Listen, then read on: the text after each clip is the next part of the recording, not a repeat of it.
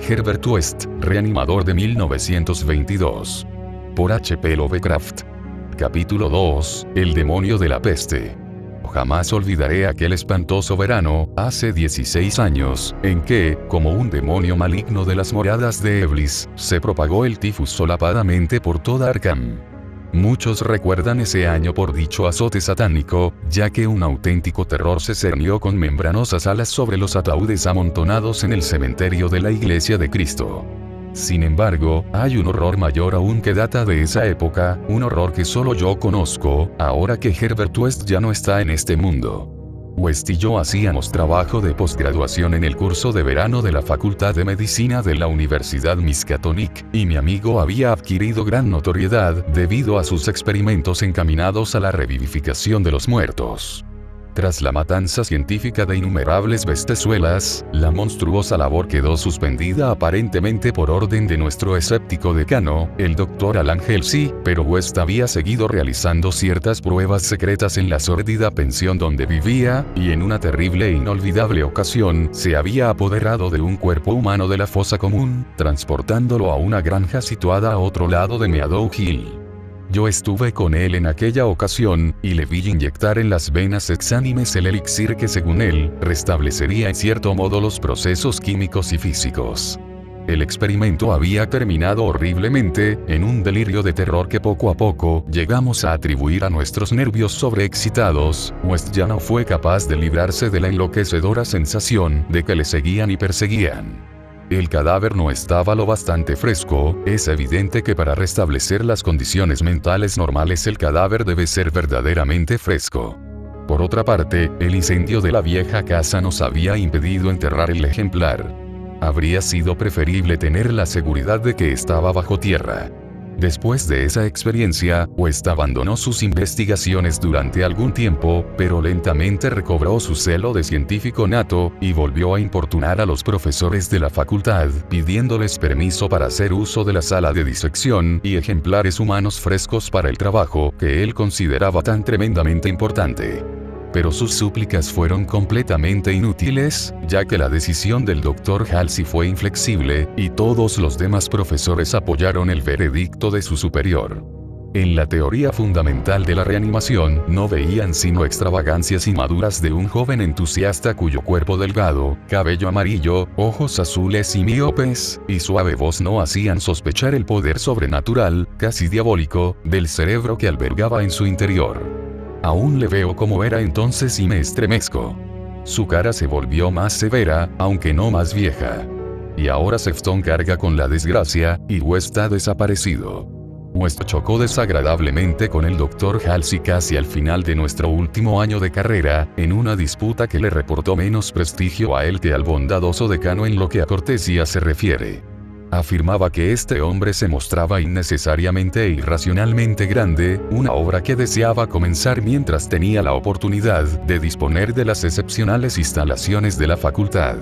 El que los profesores, apegados a la tradición, ignorasen los singulares resultados tenidos en animales, y persistiesen en negar la posibilidad de reanimación, era indeciblemente indignante, y casi incomprensible para un joven del temperamento lógico de West. Solo una mayor madurez podía ayudarle a entender las limitaciones mentales crónicas del tipo, doctor-profesor, producto de generaciones de puritanos mediocres, bondadosos, conscientes, afables, y corteses, a veces, pero siempre rígidos, intolerantes, esclavos de las costumbres y carentes de perspectivas. El tiempo es más caritativo con estas personas incompletas, aunque de alma grande, cuyo defecto fundamental, en realidad, es la timidez, y las cuales reciben finalmente el castigo de la irrisión general por sus pecados intelectuales, su tolemismo, su calvinismo, su antidarwinismo, su antinietzscheísmo, y por toda clase de sabatarianismo y leyes suntuarias que practican. West, joven a pesar de sus maravillosos conocimientos científicos, tenía escasa paciencia con el buen Dr. Halsey y sus eruditos colegas, y alimentaba un rencor cada vez más grande, acompañado de un deseo de demostrar la veracidad de sus teorías a estas obtusas dignidades de alguna forma impresionante y dramática. Y como la mayoría de los jóvenes, se entregaban a complicados sueños de venganza, de triunfo y de magnánima indulgencia final. Y entonces había surgido el azote, sarcástico y letal, de las cavernas pesadillescas del Tártaro. West y yo nos habíamos graduado cuando empezó, aunque seguíamos en la facultad, realizando un trabajo adicional del curso de verano, de forma que aún estábamos en Arkham, cuando se desató con furia demoníaca en toda la ciudad. Aunque todavía no estábamos autorizados para ejercer, teníamos nuestro título, y nos vimos frenéticamente requeridos a incorporarnos al servicio público, al aumentar el número de los afectados. La situación se hizo casi incontrolable, y las defunciones se producían con demasiada frecuencia para que las empresas funerarias de la localidad pudieran ocuparse satisfactoriamente de ellas. Los entierros se efectuaban en rápida sucesión, sin preparación alguna, y hasta el cementerio de la Iglesia de Cristo estaba atestado de ataúdes de muertos sin embalsamar. Esta circunstancia no dejó de tener su efecto en West, que a menudo pensaba en la ironía de la situación, tantísimos ejemplares frescos, y sin embargo, ninguno servía para sus investigaciones. Estábamos tremendamente abrumados de trabajo, y una terrible tensión mental y nerviosa sumía a mi amigo en morbosas reflexiones. Pero los afables enemigos de West no estaban enfrascados en agobiantes deberes. La facultad había sido cerrada, y todos los doctores adscritos a ella colaboraban en la lucha contra la epidemia de tifus. El doctor Halsey, sobre todo, se distinguía por su abnegación, dedicando toda su enorme capacidad, con sincera energía, a los casos que muchos otros evitaban por el riesgo que representaban, o por juzgarlos desesperados. Antes de terminar el mes, el valeroso decano se había convertido en héroe popular, aunque él no parecía tener conciencia de su fama, y se esforzaba en evitar el desmoronamiento por cansancio físico y agotamiento nervioso. Pues no podía por menos de admirar la fortaleza de su enemigo, pero precisamente por esto estaba más decidido aún a demostrarle la verdad de sus asombrosas teorías. Una noche, aprovechando la desorganización que reinaba en el trabajo de la facultad y las normas sanitarias municipales, se las arregló para introducir camufladamente el cuerpo de un recién fallecido en la sala de disección, y le inyectó en mi presencia una nueva variante de su solución.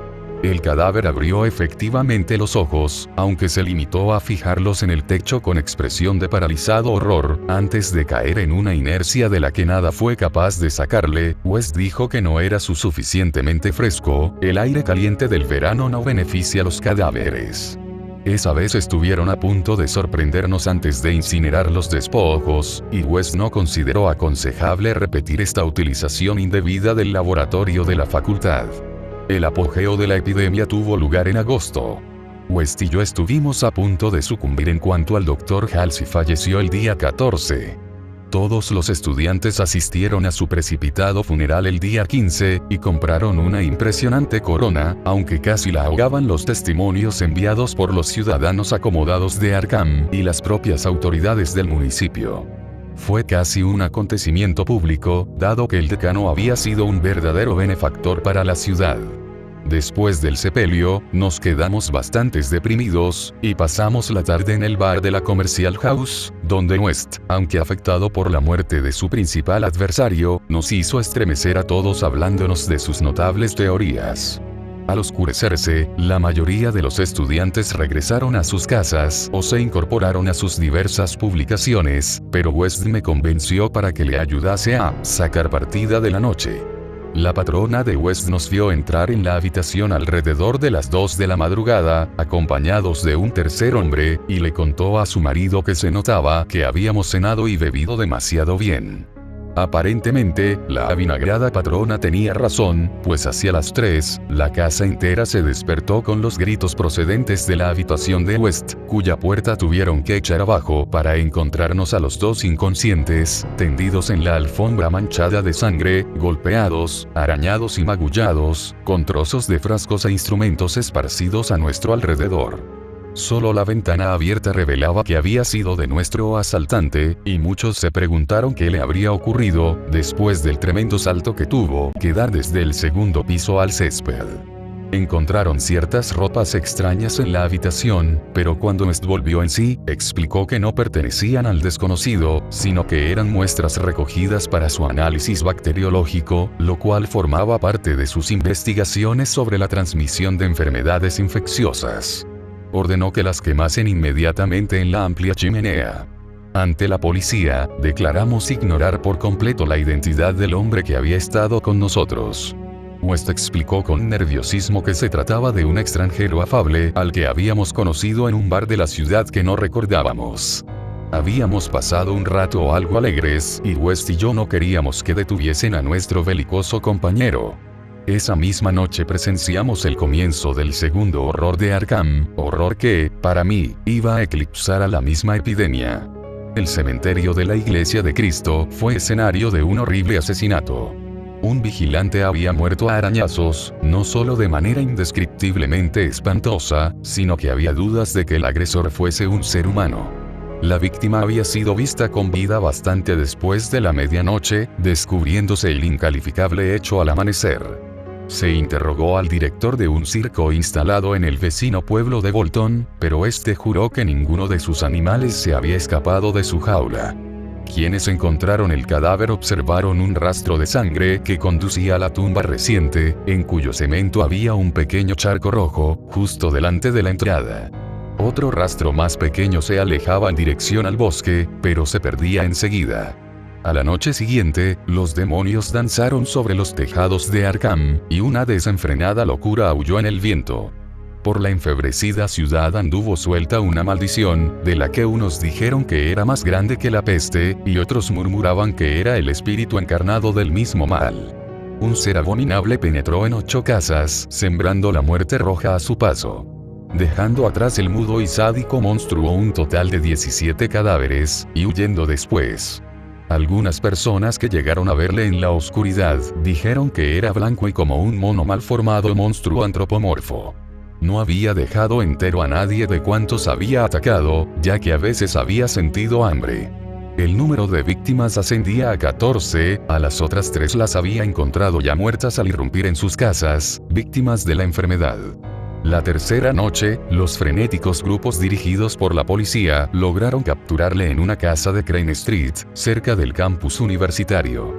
Habían organizado la batida con toda minuciosidad, manteniéndose en contacto mediante puestos voluntarios de teléfono, y cuando alguien del distrito de la universidad informó que había oído arañar en una ventana cerrada, desplegaron inmediatamente la red.